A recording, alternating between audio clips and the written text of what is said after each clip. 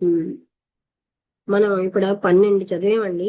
అక్రోధం, అహింస 11. 12 ఏంటంటే అక్రోధం. 13, 12 కాదు, ఎక్కువే చదివాం. మనశుద్ధి చదివేశాం. తర్వాత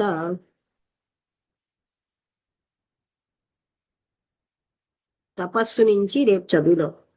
ఇంకా చాలా ఉన్నాయి.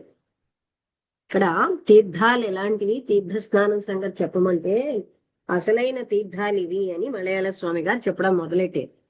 అందువల్ల మనం ఏదో తీర్థం అని ఎక్కడికో వెళ్ళి చేసిన స్నానం అనే అనుకుంటాం గాని ఇవి అసలైన తీర్థాలు అని ఆయన చెప్తున్నారు. ఇందులో తపస్సు 14ది, 15ది ఆచార్యోపాసనం, 16 శౌచం, 17 వైరాగ్యం, 18 విషయాసక్తి. అలాగా అంటే ఇంకా 19, 20 ఆత్మ సందర్శనం, 19 సమచిత్తత్వం. ఇవి ఆయన చెప్పిన తీర్థాలన్నమాట. వీటి కోసమే ఇవాళ మనకి చెప్తున్నారు. మనం ఏమోని మనశుద్ధి వరకు చదివాం. 14 నుంచి చదవాలి. పేజ్ నెంబర్ ఎంత అమ్మా? పేజ్ నెంబర్ చెప్తాను. తపస్సు 14, 62. 62 అమ్మా. అందుకని మనం అందరం తీర్థాలంటే ఎక్కడికో వెళ్ళి స్నానం చేయడం, భౌతిక శరీరం స్నానం చేయడం అనే అనుకుంటున్నాం. ఇవన్నీ తీర్థాలు. అది 1,000 తీర్థాల కంటే ఒక్కొక్కటి మనం ఆచరిస్తూ ఉంటే అంత ఫలితం అని చెప్పే.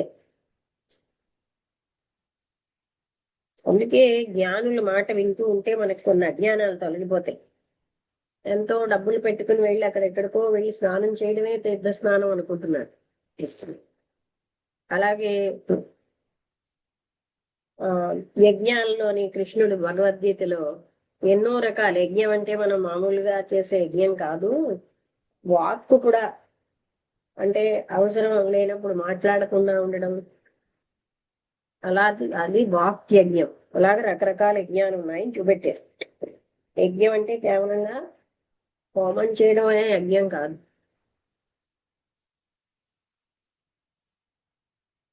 మనమేమో దాన్ని ఇంకోలా అర్థం చేసుకుని వేరే రకంగా శరీరాన్ని కష్టపెట్టుకుని ఎక్కడెక్కడికో వెళ్తున్నాం.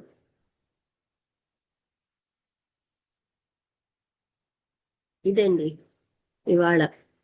బాగుంది. 2వ పార్ట్లో ఆయన చాలా మంచి మంచి విషయాలు చెప్తున్నారు.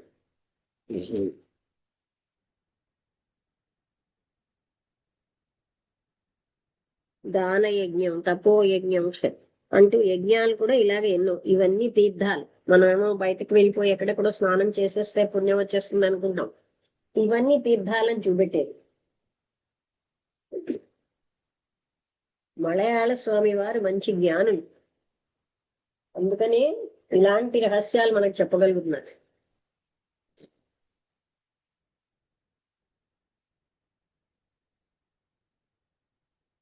ఇదంతా అర్థమైంది కదా. రేపు 14 గుణం నుంచి మనం చదవాలి.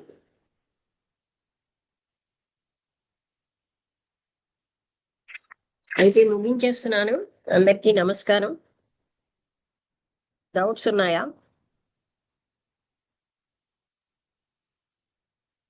ఏమీ లేవు.